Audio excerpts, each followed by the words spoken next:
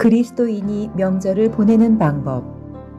마태복음 28장 18절로 20절 말씀. 예수께서 나와 말씀하여 이르시되 하늘과 땅의 모든 권세를 내게 주셨으니 그러므로 너희는 가서 모든 민족을 제자로 삼아 아버지와 아들과 성령의 이름으로 세례를 베풀고 내가 너희에게 분부한 모든 것을 가르쳐 지키게 하라. 볼지어다 내가 세상 끝날까지 너희와 항상 함께 있으리라 하시니라. 아멘. 할렐루야. 아멘. 복된 주일입니다. 이 복된 주일날 하나님을 잊지 않으시고 예배하시는 우리 사랑하는 성도님들에게 하나님의 은혜와 축복이 넘치시기를 예수님의 이름으로 축복합니다. 특별히 오늘은 설날 맞이한 주일인데요. 이 시간에 우리 옆에 분들 보시면서 새해 복 많이 받으십시오 인사하셨으면 좋겠습니다. 한번 해보겠습니다. 새해 복 많이 받으십시오. 새해 복 많이 받으십시오. 아멘. 올 한 해 하나님께서 주시는 복이 우리 사랑하는 성도님들에게 넘치시기를 축복합니다. 저는 오늘 마태복음 28장 18절에서 20절 본문을 통해서 그리스도인이 명절을 보내는 방법이라는 제목으로 말씀을 전하도록 하겠습니다. 올해는 3년 만에 대면 설 연휴라고 합니다. 그동안에는 코로나 때문에 이제 모임 제한을 두고 해서 저희가 대면으로 만나기가 어려웠는데 올해는 그런 제한이 조금 줄어들어서 편하게 가족을 만나게 되었다는 것이죠. 그래서 한 신문사 기자가 이 올해의 설 명절의 모습을 잘 설명한 기사를 썼는데 제가 한번 읽어드리도록 하겠습니다. 코로나19 거리두기 해제로 3년 만에 돌아온 대면 설 연휴를 맞아 시민들은 다시 모이는 가족의 소중함을 되새기며 귀성길 발걸음을 재촉했다. 개묘년, 올해가 토끼의 해인데요. 설 연휴를 이틀 앞둔 19일 서울역은 이런 귀성객들이 몰리며 낮부터 북적였다. 올해 결혼을 앞두고 친정 가족끼리 마지막 설 명절을 새러 간다는 땡땡땡 씨는 부모님께 드릴 떡을 사려고 이른 아침 압구정동의 유명 떡집에 들르고 초등학생인 사촌 동생을 위해 인형 선물도 챙겨왔다면서 코로나19가 심할 땐 명절을 함께 못 보냈는데 건강하게 다시 설 명절을 함께 보낼 수 있어서 다행이라고 활짝 웃었다.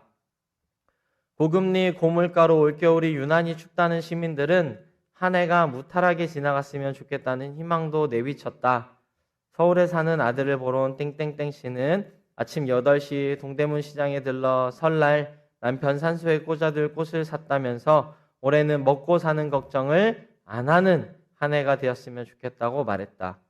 대면 설 연휴를 맞았지만 고향 대신 해외를 찾거나 아르바이트를 하는 등 각자의 방식으로 명절을 보내는 시민들도 적지 않았다. 우리 재미있는 내용인데요. 이번 설 연휴 땐 친족끼리 밥상 전쟁으로 얼굴을 붉히는 일이 없도록 정치 얘기를 삼갈 거라는 시민들도 있었다. 사랑하는 성도 여러분, 이 설은 이 기사의 내용처럼 온 가족이 함께 모여 맛있는 음식을 먹고 기쁨을 나누는 시간들입니다. 또 최근에는 여행을 가거나 아르바이트를 하는 등 개인적인 방식으로 연휴를 보내기도 합니다. 그리고 정말 안타깝지만 설 연휴 때 이렇게 가족끼리 모임을 하다가 갈등이 생기는 경우도 있긴 합니다. 아무래도 긴 연휴다 보니까 다양한 모습으로 다양한 일들이 일어나는 게 설이죠. 그렇다면 여러분, 우리 그리스도인들은 이 설 연휴를 어떻게 보내야 할까요? 그냥 다른 사람들처럼 똑같이 가족들 만나고 해외여행 가고 알바하고 또 가족 간의 갈등도 생기고 이렇게 보내야 할까요? 혹시 하나님께서는 이번 설 명절을 보내는 여러분들을 향한 우리 그리스도인들을 향한 하나님의 뜻이 있지는 않을까요? 그래서 저는 오늘 말씀을 통해서 우리 그리스도인들은 설 명절을 이런 연휴 기간을 어떻게 보내야 되는지를 함께 나누어 보려고 합니다.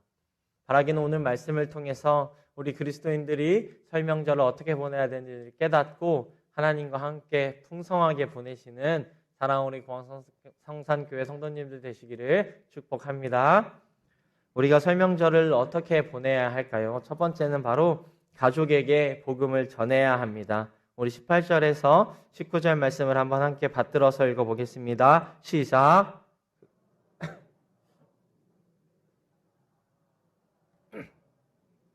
세례를 베풀고 내가 너에게 분부한 모든 것을 가르쳐 지키게 하라.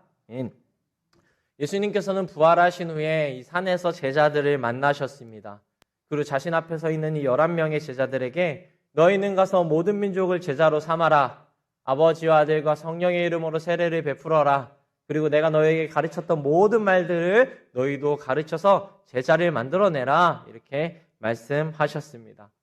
근데 이 말씀이 얼마나 중요한 말씀이었던지요. 이 대대로 교회는 이 말씀을 지상명령 혹은 대위임령이라고 부르면서 각 교회의 사명으로 지켜나가기 시작했습니다. 우리 교회의 비전선언문에도 이 내용이 들어가 있죠. 우리 교회 비전선언문 한번 보시면 그리스도 예수 안에서 한 몸 한 가족 된 우리는 주님의 가장 큰 계명과 가장 큰 사명, 이것이 바로 방금 읽어드린 말씀 대위임령인데요.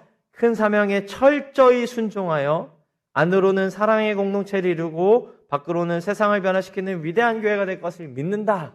이것이 저희 교회의 비전선언문입니다. 우리 교회도 이 사명을 철저히 지키고 있죠.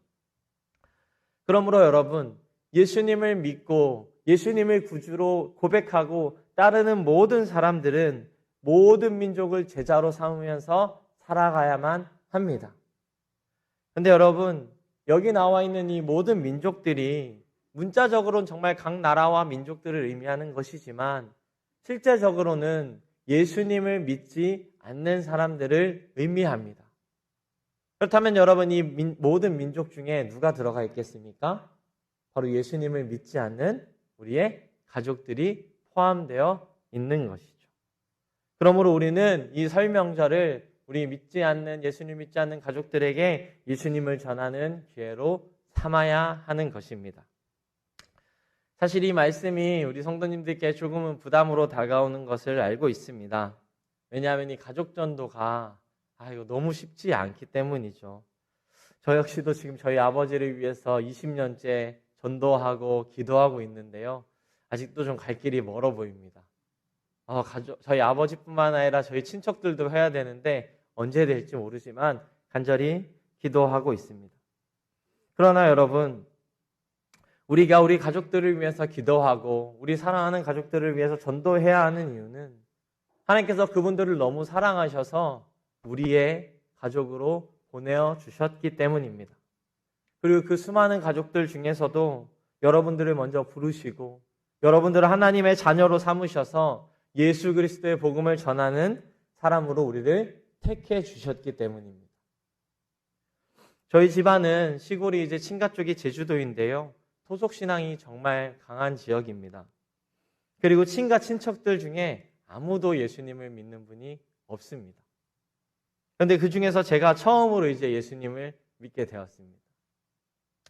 사실 처음에는 하나님께 원망을 좀 많이 했습니다. 하나님, 믿는 가문에서 태어났으면 제가 얼마나 좋았겠습니까? 저희 부모님이 예수님을 믿는 분이셨더라면 제가 얼마나 행복하게 신앙생활을 했겠습니까? 이렇게 기도했습니다.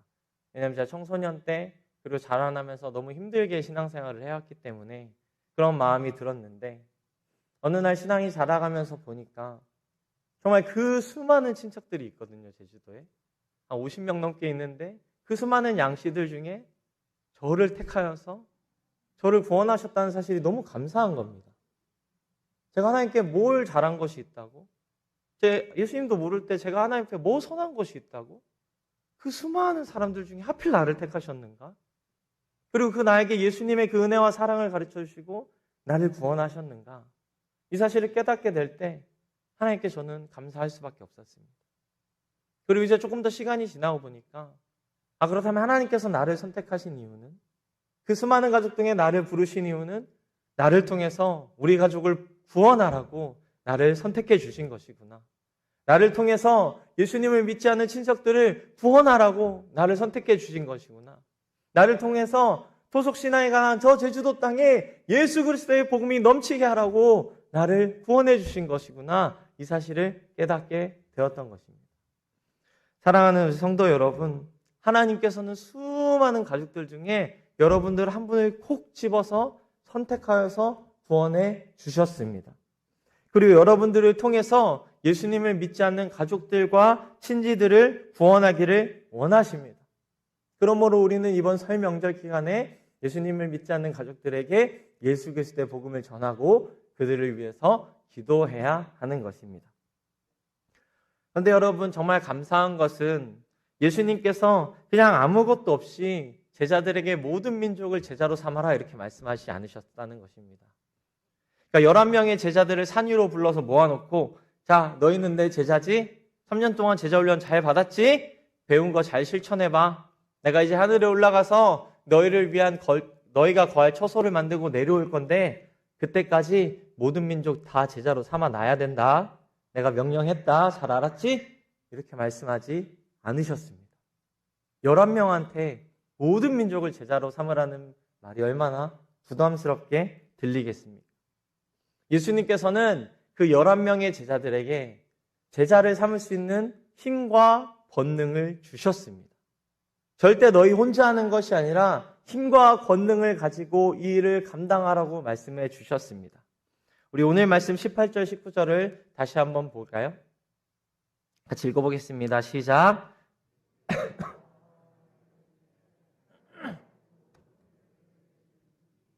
그러므로 너희는 가서 모든 민족을 제자로 삼아. 아멘. 우리가 이 말씀에서 주목해 볼 단어는 바로 그러므로입니다. 예수님의 제자들이 그 11명이 어떻게 모든 민족을 제자로 삼을 수 있었습니까? 이 11명에서 시작된 예수 그리스도의 복음이 지금 어떻게 수십억의 사람들에게 전파될 수 있었습니까? 바로 하나님께서 하늘과 땅의 모든 권세를 예수님께 주셨기 때문입니다. 이 권세를 예수님께 주셨다는 말은 무엇이냐면 예수님이 모든 민족을 다스릴 왕이시기 때문에, 예수님이 모든 민족에게 경배를 받으실 분이시기 때문에, 모든 민족은 당연히 예수님께 경배를 해야 되기 때문에, 그런 상황에 있기 때문에 너희 제자들이 복음을 전할 수 있다라는 말씀입니다. 즉 하늘과 땅의 권세를 예수님이 가지고 계시니 그 권세를 믿음으로, 그 권세를 가지신 예수님을 믿음으로 너희가 전도를 하면 모든 민족이 예수님의 제자가 될 것이다, 이렇게 말씀해 주신 것이죠. 그러므로 사랑하는 우리 성도 여러분, 이번 설 명절에 우리가 예수 그리스도의 권세, 하늘과 땅의 권세를 가진 자라는 사실을 알고 믿음으로 친척들에게 나아가십시오. 그리고 우리가 가지고 있는 그 권세, 예수님을 모시고 받게 된 그 권세를 가지고 그들에게 복음을 전하십시오. 예수님께서 하늘과 땅의 권세를 가지고 계시기 때문에 여러분들이 그 전한 복음을 통해서 여러분들의 믿지 않는 가족들은 반드시 예수님을 믿고 구원받게 될 것입니다. 제가 한 학생의 사연을 소개해 드리려고 합니다. 이 학생은 우리가 오늘 나눈 말씀, 예수님께서 하늘과 땅의 권세를 가지고 계시다는 사실을 너무나도 잘 알고 있었던 한 여학생인 것 같습니다. 이 학생이 그 분당 우리 교회를 목회하고 계시는 이찬수 목사님께 쓴 편지 내용인데요. 그 목사님께서 설교 중에 얘기하셨던 부분인데 제가 너무 은혜가 되어서 한번 우리 성도님들이랑도 같이 나누려고 가지고 왔습니다. 제가 그 내용을 좀 설명드리겠습니다. 이 학생의 아버지는 고등학교 교사였다고 합니다. 그리고 이 집안에 물려받은 재산이 너무 많았다고 합니다. 그렇게 돈이 많다 보니까 자연스럽게 이 아버지는 술과 도박에 빠져 지내게 되었다고 합니다. 죄송합니다. 그리고 술을 마시고 돌아온 날에는 어김없이 어머니를 이제 그렇게 때렸다고 합니다. 그럼에도 어머니는 묵묵히 하나님을 믿으면서 자녀들을 신앙으로 잘 양육했고요. 어머니와 자신과 동생은 이 아버지를 위해서 기도할 수밖에 없었다고 이야기합니다. 그러다 이 아버지가 결국 도박으로 재산을 다 탕진했고, 그럼에도 불구하고 폭력은 더 심해졌고 어머님은 아프시기 시작했다고 합니다. 그런데 어느 날 어머니가 가슴 통증이 너무 심해서 병원에 가서 검진을 받았는데 검진 결과 가슴에 암이 있다는 사실을 발견하게 되었고 이제 수술을 받게 되었다고 합니다. 그리고 수술을 받고 휴식을 취하고 안정을 취하고 이제 집에 돌아온 그날도 이 아버지는 술을 마시고 들어왔고 어머니를 때리기 시작하셨다고 합니다. 이 학생이 이렇게 썼는데 술을 마시고 돌아온 아버지가 자신의 어머니의 그 수술한 가슴 부위를 주먹으로 때리는 걸 보면서 자기는 너무나도 힘들고 고통스러웠다고 합니다. 그러면서 하나님께 간절히 기도할 수밖에 없었다고 이야기합니다. 그런 다음에 이 학생의 편지가 계속해서 이어져 나가는데요. 이 아버지가 결국은 모든 것을 다 잃었고 온 가족이 그 지역에서 살 수 없어서 도망치듯 다른 지역으로 이사를 했다고 합니다. 너무나도 불행해 보이는 가족이고 너무나도 고통스러워 보이는 가족이죠. 그런데 이 학생의 편지는 이렇게 끝이 나지 않습니다. 이 학생은 지금 자신이 행복하다고 이 편지의 끝에 적었습니다. 왜 행복하냐면 아버지가 점점 변해서 술과 도박을 끊고 예수님을 믿게 되었다고 이야기합니다. 그리고 아버지가 그 망한 재산을 두고 이제는 다시 일을 시작하셨다고 합니다. 그리고 어머니도 점점 건강해졌고 지금은 온 가족이 같이 예배를 드리는 가정이 되어서 너무 행복합니다, 목사님. 이렇게 편지를 마쳤습니다. 사랑하는 성도 여러분, 한번 잘 보십시오. 처음에 이 가정이 가지고 있었던 권세가 어떤 것입니까? 하늘과 땅의 권세를 가지고 있었습니다. 예수 그리스도를 통해서 하늘과 땅의 권세를 받았습니다. 그러면 빨리 이 남편의 술과 도박 중독이 끊어져야 되지 않았겠습니까? 그리고 빨리 폭력의 영이 없어져야 되지 않았겠습니까? 그리고 빨리 이 아버지가 예수님께로 돌아와야 되지 않았겠습니까? 그러나 시간이 걸렸습니다. 그렇지만 이 학생은 계속해서 예수님을 믿으면서 간절히 기도했고 우리에게 하늘과 땅의 권세가 무엇인지 분명하게 보여주고 있습니다. 여러분, 하늘과 땅의 권세는 예수님의 십자가를 따라서 고난을 통해서 승리하는 권세입니다. 하늘과 땅의 권세는요, 하늘에 계신 아버지께 끝까지 기도할 수 있는 권세입니다. 하늘과 땅의 권세는요, 하나님의 말씀대로 원수 같은 사람도 사랑할 수 있는 권세입니다. 그리고 하나님의 권세는요, 하나님의 방법대로 살아낼 수 있는 권세입니다. 그리고 하늘과 땅의 권세는 기어이 그 가족에게 예수 그리스도의 복음을 전하고 가족을 위해서 간절히 기도함으로 말미암아 반드시 그 가족을 예수님 믿는 사람으로 변화시키는 권세인 것입니다. 이것이 바로 예수님께서 우리에게 허락해 주신 하늘과 땅의 권세입니다. 그러므로 사랑하는 우리 성도 여러분, 이 하늘과 땅의 권세를 가지시고 이 설명절에 여러분들의 가족에게로 나아가십시오. 그리고 가족들을 위해서 많이 기도하시면서 예수님을 믿지 않는 가족들에게 예수 그리스도를 전하십시오. 바라기는 이번 설명절에 여러분들을 통해서 예수님을 믿지 않는 모든 가족들이 예수님을 믿고 예수님의 제자가 되기를 예수님의 이름으로 축복합니다. 우리는 설 명절을 어떻게 보내야 되겠습니까? 두 번째는 바로 예수님의 제자로 살아가야 합니다. 예수님의 제자들은 이 하늘과 땅의 권세를 가지고 실제로 땅끝으로 흩어졌고 많은 사람들을 제자로 삼을 수 있었습니다. 그런데 여러분, 이 제자들이 다른 사람을 예수님의 제자로 만들 때 꼭 기억해야 되는 사실이 한 가지 있었습니다. 그것이 무엇이냐면 자신도 예수님의 제자로 살아가야 한다는 것입니다. 사랑하는 성도 여러분, 우리가 먼저 예수님의 제자가 되지 않으면 우리는 다른 사람들을 예수님의 제자로 삼을 수 없습니다. 우리가 누군가에게 요리를 가르치기 위해서는 우리가 요리를 할 줄 알아야 되는 것처럼, 우리가 누군가에게 수학을 가르치기 위해서는 우리가 수학을 해야 할 줄 알아야 하는 것처럼, 우리가 다른 사람들을 예수님의 제자로 만들고 싶다면 우리가 먼저 예수님의 제자로서 삶을 살아가야 하는 것입니다. 그러므로 우리는 이번 명절에도 여러분, 제자로서의 삶을 살아가셔야 합니다. 사실 제가 이렇게 말씀드릴 때 여러분들 조금 마음에 부담이 있으시죠? 설인데 목사님 좀 쉬면 안 됩니까? 좀 편하게 가족끼리 맛있는 것 먹고 좀 즐겁게 시간 보내면 안 됩니까? 목사님 말씀하신 것처럼 그냥 복음 전하고 잘 대해주면 되지, 꼭 그렇게 제자로 살아야 된다고, 우리가 제자로 살아가야 된다고 말씀하셔야 합니까? 이런 생각이 되실 수 있습니다. 왜냐하면 이 제자로 산다고 하면 뭔가 굉장히 우리가 거룩해져야 될 것 같고, 또 말씀도 잘 읽고 기도도 많이 하고 막 훈련도 받아야 되고 이런 생각이 계속 들기 때문입니다.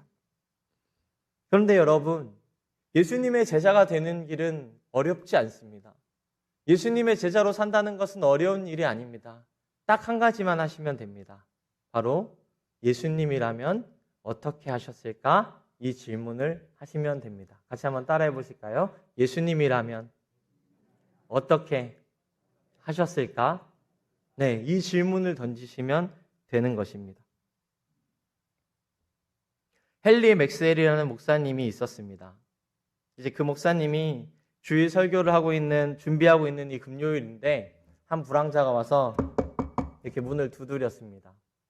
근데 이제 설교 준비를 하다 보면 방해가 되면 안 되기 때문에 어떡하지? 이렇게 하다가 이 목사님이 그래도 나가 보았더니, 한 가난한 옷차림을 한 불황자가 자신이 얼마 전에 직장을 잃었는데 지금 너무 힘들다고, 내 아내가 아픈데 혹시 목사님께서 제가 직장을 가질 수 있도록 도와주실 수 없겠냐고 이렇게 물어봤습니다.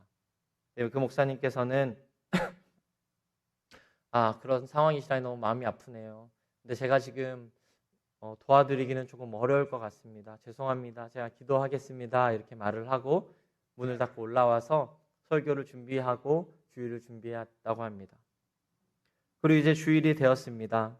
교회 안에서는 주의 인도하심 따라 주와 함께 가려네, 이 찬양이 울려 펴졌고, 목사님은 열과 성을 다해서 설교를 전했다고 합니다. 굉장히 은혜로운 설교를 마치고 이제 마지막에 찬송을 부르고 예배를 마치려고 할 때 저 교회 뒤쪽에서 한 사람이 교회당 한가운데로 걸어왔습니다. 그리고 그 사람이 정말 꼭 하고 싶은 말이 있다고, 예배 중에 이렇게 말씀을 드려서 정말 죄송하다고 이야기했습니다. 그리고 자기가 원래는 인쇄 기술을 가진 사람이었는데 이 타이핑으로 인쇄하는 기술이 개발되면서 직장에서 실직을 당했고 일거리를 찾아서 여기저기를 막 돌아다니다가 이곳에서 예배를 드리게 되었다고 얘기했습니다. 그리고 그 헨리 맥스웰 목사님께 이렇게 질문했습니다. 목사님께서는 예수님을 믿는 사람들은 그분의 발자취를 따라야 하고, 그 발자취는 순종, 믿음, 사랑, 그리고 본받음이라고 역설하셨습니다. 그렇지만 목사님께서는 예수님의 발자취를 따른다는 참된 의미, 특히 마지막 단계인 본받음에 대해서는 말씀하시지 않은 것 같군요. 여러분 같은 크리스천들은 예수님의 발자취를 따른다는 것이 과연 무엇을 의미한다고 생각하십니까? 아까 여러분들은 주와 함께 가려네 라고 찬양을 부르셨는데 과연 그 뜻이 무엇입니까? 수많은 기독교인들이 사치스럽게 살아가면서 십자가를 내가지고 주를 따라가도다 하고 찬송을 부르는 것을 볼 때, 저는 제 아내가 어느 초라한 새방에 누워 마지막 숨을 거두면서 제발 어린 딸을 함께 데려가게 해달라고 기도하다가 먼저 죽은 것이 기억납니다. 도대체 예수님을 따른다는 것이 무엇을 뜻합니까? 이렇게 질문을 했습니다. 이 사람은 금요일 밤에 이 맥스웰 목사님을 찾아왔던 불황자였던 것이죠. 그리고 이 사람은 이 말을 마친 후에 갑자기 쓰러져서 죽음을 맞이했다고 합니다. 헨리 맥스웰 목사님은 이 일로 인해서 굉장히 충격을 받았고 자신의 지나간 목회 사역이 다 흔들리는 것 같은 경험을 했다고 합니다. 이 사람이 외쳤던 그 말, 예수님을 따른다는 것은 무엇인가? 예수님을 본받는다는 것이 무엇인가? 이 생각을 하면서 한 가지 질문을 하게 됩니다. 그 질문이 바로 아까 제가 여러분들에게 말씀드렸던 예수님이라면 어떻게 하셨을까? 예수님은 어떻게 하셨을까? 이 질문을 하게 되었고 그 뒤로 그 교회 사람들을 모아서 다 같이 서약을 했답니다. 우리는 앞으로 신앙생활을 할 때 예수님이라면 어떻게 하셨을까? 라는 질문을 던지고 삶을 살아갑시다.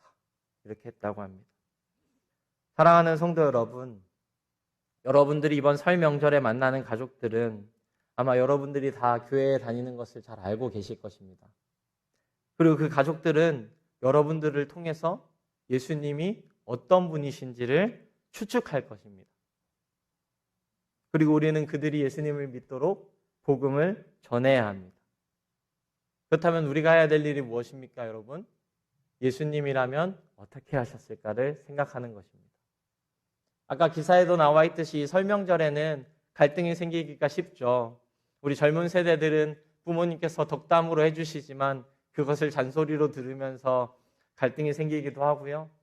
또 부부간에는 명절 증후군이라고 불리는 이 음식 차리는 문제, 왔다 갔다 하는 문제로 인해서 갈등이 생기기도 합니다. 또 부모와 자식 간에도 오는 문제, 안 오는 문제 이런 일들로 인해서 어려움이 있을 수도 있죠. 또 친척 간에 모여서 아까 말씀드렸던 것처럼 정치 얘기 잘못 꺼냈다가 싸움이 나기도 하고, 또 혹은 친척끼리 자녀끼리 비교하다가 마음이 상해서 돌아오는 일도 있습니다. 또 특별히 왜 이런 일들이 더 많아지냐면 우리가 설 명절은 휴식 기간이 굉장히 길기 때문에 우리의 마음이 놓이기 정말 쉽기 때문입니다. 명절이니까 좀 쉬지. 명절이니까 좀 쉬지.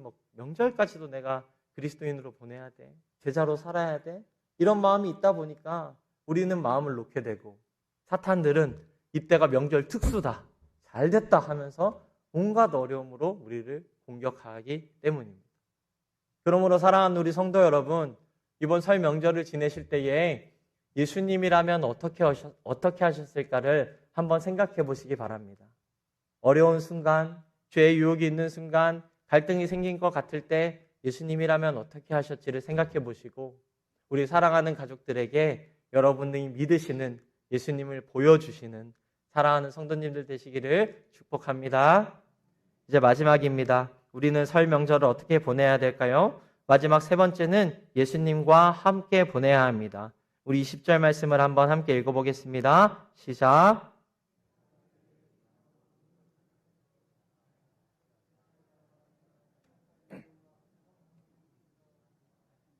아멘.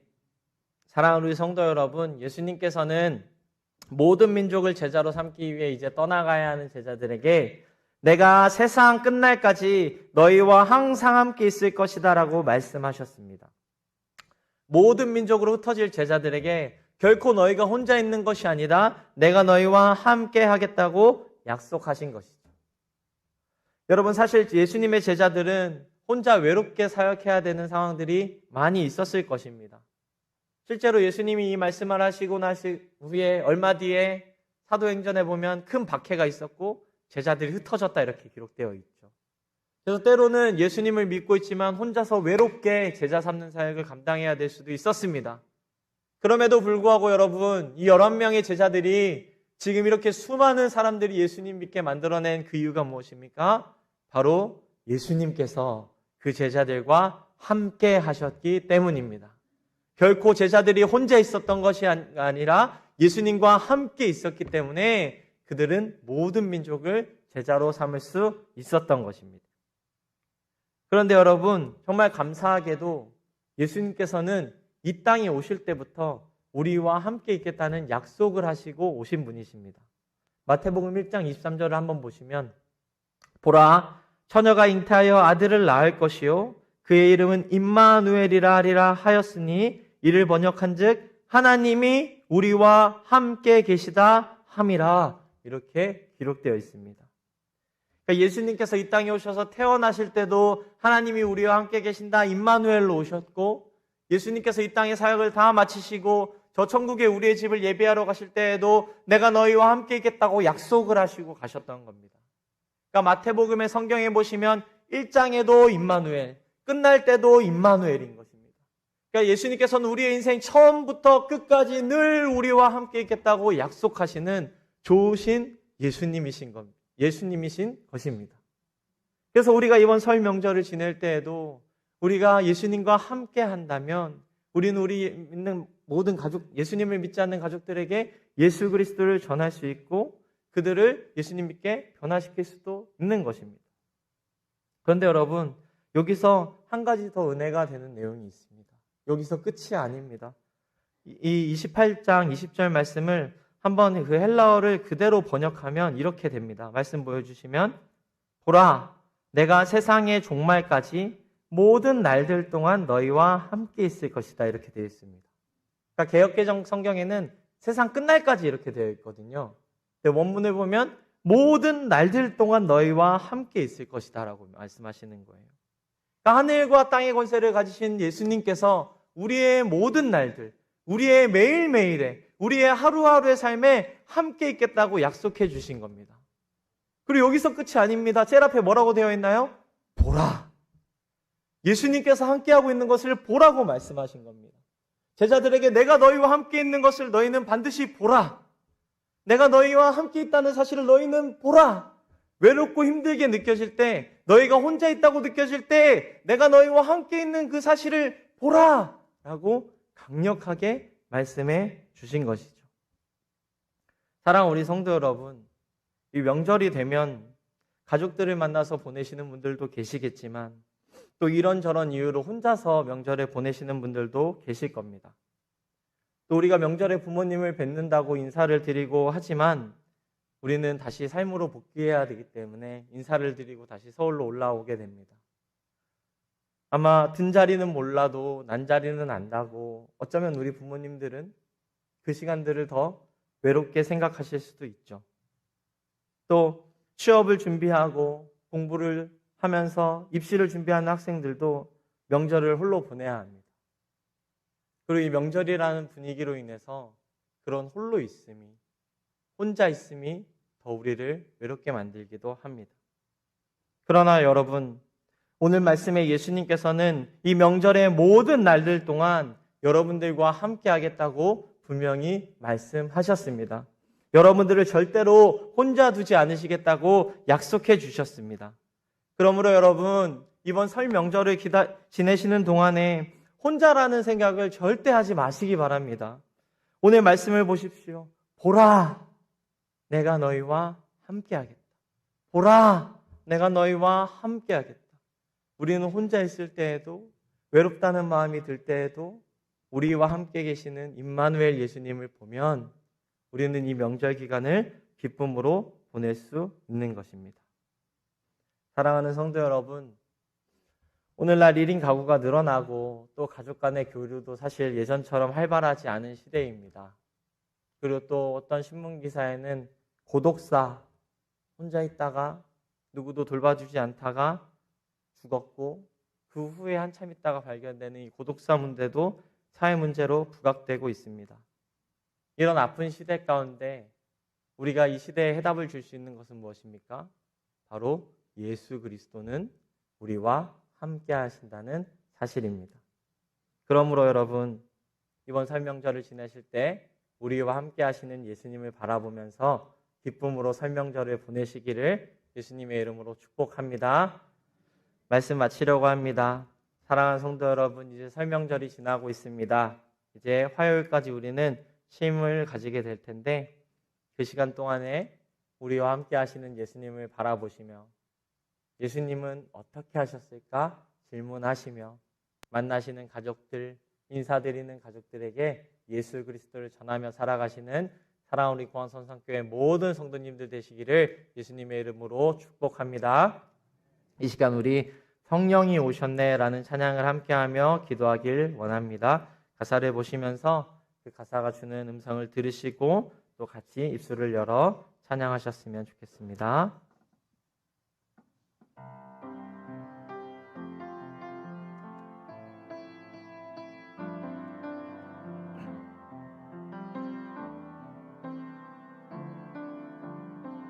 허무한 시절 지날 때, 허무한 시절 지날 때, 깊은 한숨 내쉴 때, 그런 풍경 보시며 탄식하는 분이 있네. 고와 같이 너희를 버려두지 않으리. 내가 너희와 영원히 함께하리라. 허무한 시절 지날 때, 허무 시절 때, 깊은 한숨 내쉴 때, 그런 풍경 보시며 탄식하는 분이 있네.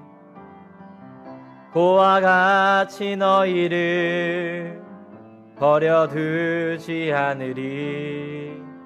내가 너희와 영원히 함께하리라. 성령이 오셨네. 성령이 오셨네. 성령이 오셨네. 내 주에 보내신 성령이 오셨네. 우리 인생 가운데 친히 찾아오셔서 그 나라 꿈꾸게 하시네. 억눌린 자 갇힌 자, 억눌린 자 갇힌 자, 자유함이 없는 자, 피난처가 되시는 성령님 계시네. 주의 영이 계신 곳에 참 자유가 있다네. 진리의 영이신 성령이 오셨네. 성령이 오셨네. 성령이 오셨네. 성령이 오셨네. 내 주에 보내신 성령이 오셨네. 우리 인생 가운데 친히 찾아오셔서 그 나라 꿈꾸게 하시네. 성령이 오셨네. 아멘. 성령님께서 여러분들의 가정에 넘치시기를 축원합니다. 성령님께서 여러분들 가운데 넘치시기를 축원합니다. 성령님과 함께 명절을 보내시기 바랍니다. 성령님과 함께 명절을 보내시기 바랍니다.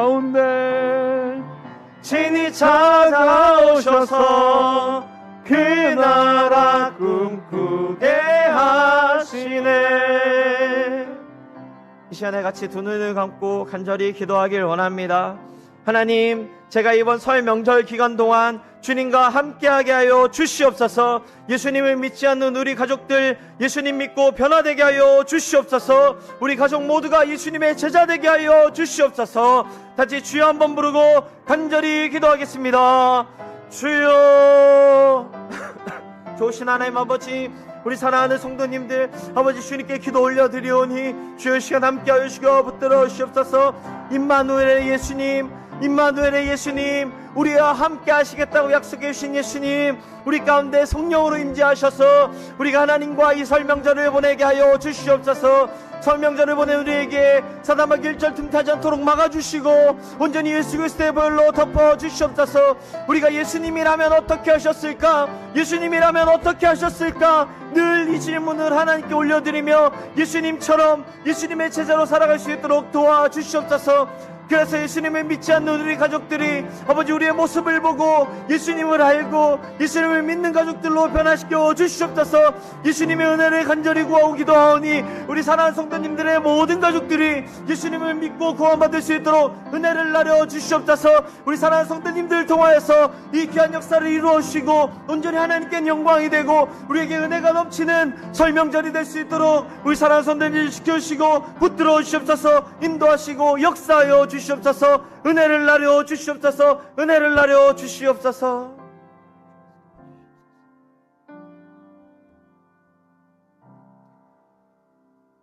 좋으신 하나님 아버지, 우리에게 설 명절을 주셔서 우리가 쉼을 쉴 수 있도록 허락해 주시는 데 감사합니다.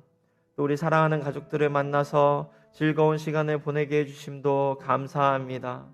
그리고 정말 감사한 것은 이 기간 동안에도 우리와 함께 해주시는 임마누엘의 은혜에 감사를 드립니다.